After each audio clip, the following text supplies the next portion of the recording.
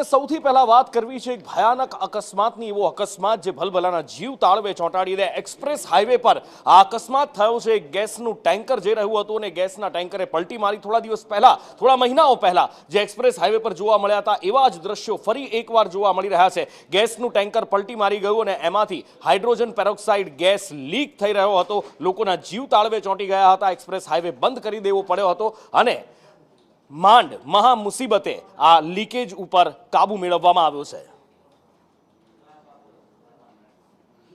આ ટેન્કર કઈ રીતે પલટી મારી ગયું, એ અકસ્માત કેવી રીતે થયો એ અત્યારે તપાસનો વિષય છે। પણ આ અકસ્માત થતાં જ એ ટેન્કર એક્સપ્રેસ હાઈવેથી નીચે ઉતરી ગયું હતું અને ત્યારબાદ એમાંથી ગેસ લીકેજ થયો હતો। તાત્કાલિક ફાયર બ્રિગેડની ટીમો બોલાવી લેવામાં આવી હતી અને કાબુ મેળવવામાં આવ્યો। કુલિંગની પ્રોસેસ કરવામાં આવી હતી અને ત્યારબાદ આ ગેસ લીકેજ પર કાબુ મેળવવામાં આવ્યો હતો। પણ એ દરમિયાન કોઈ મોટી હતાહત ન થાય, કોઈ મોટી હોનારત ન સર્જાય એના માટે એક્સપ્રેસ હાઈવે થોડી વાર માટે બંધ કરવાની ફરજ પડી હતી। એક્સપ્રેસ હાઈવે પર ટ્રાફિક જામ પણ થયો હતો। આ અકસ્માત કેવી રીતે થયો છે અત્યારે તપાસનો વિષય છે, પણ આ દ્રશ્યો ખૂબ ડરામણા છે। થોડા સમય પહેલા પણ આપણે જોયું હતું કે આ જ રીતે ગેસ ભરેલું ટેન્કર પલટી મારી ગયું હતું અને એ પછી જાણે કે આખું વાતાવરણ ડહોળાઈ ગયું હતું, વિઝિબિલિટી ઝીરો થઈ હતી અને ધુમ્મસભર્યું વાતાવરણ હોય એ રીતે આખો ગેસ ફેલાઈ ગયો હતો વિસ્તારની અંદર અને એક્સપ્રેસ હાઈવે એ વખતે પણ બંધ કરવાની ફરજ પડી હતી। ઘણીવાર કોઈની બેદરકારીના કારણે અથવા તો બેદરકારીભર્યું ડ્રાઇવિંગ કરવાના કારણે આ રીતે ટ્રક ચાલકો મોટો અકસ્માત કરી બેસતા હોય છે, જે મોટી હોનારતને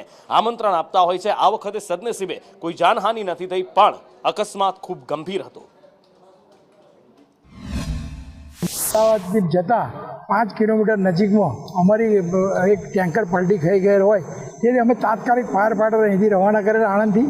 તથા એવું જાણવા મળેલ કે આની મેં હાઇડ્રોજન પેરોક્સાઇડ છે અને જે અમદાવાદથી દહેજ જઈ રહ્યું હતું તે રસ્તામાં હતા પલટી ગયેલ। એ રેલિંગ તોડીને સીધી પલટી થઈ ગયેલ છે। ત્યાં લીકેજિંગ ચાલુ છે પણ કોઈ પણ જાતની જાનહાનિ થયેલ નથી। એ ટેન્કરની અંદર હાઇડ્રોજન પેરોક્સાઇડ ભરેલું હતું અને દહેજથી લઈને અમદાવાદ તરફ જઈ રહ્યો હતો।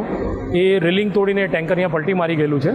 પરિણામે તેમાંથી હાઇડ્રોજન પેરોક્સાઇડ લીક થઈ રહેલું છે અને એના માટે અહીંયા આગળ એસડીઆરએફની ટીમ અને ફાયરની ટીમો, એસડીએમ સાહેબ નડિયાદ અને વહીવટીતંત્રનો બધો સ્ટાફ અહીંયા આવેલો છે।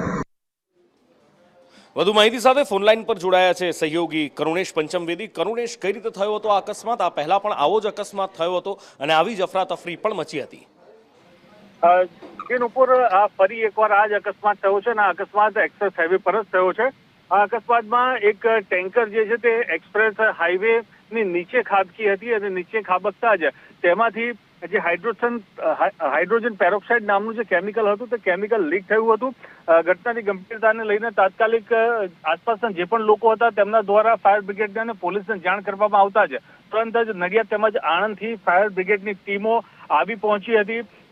આ જે ટેન્કર હતું તે લગભગ 20 ફૂટ નીચે રેલિંગ તોડીને ખાબક્યું હતું અને 16,000 લીટર જેટલું તેમાં કેમિકલ ભરેલું હતું। આ કેમિકલ લીક થતાની સાથે જ હવામાં પણ તે ગેસ ફેલાયો હતો। તુરંત જ ફાયર બ્રિગેડની ટીમ ત્યાં પહોંચીને કાર્યવાહી હાથ ધરવામાં આવી હતી। આ ઉપરાંત જે ચકલાસી પોલીસ સ્ટેશનનો સ્ટાફ છે તે પણ ઘટના સ્થળે પહોંચી ગયો હતો। ડીવાયએસપી પણ ઘટના સ્થળે પહોંચી ગયા હતા અને જે ટ્રાફિક જામની જે પરિસ્થિતિ હતી તેના ઉપર પણ કાબુ મેળવી લેવામાં આવ્યો હતો।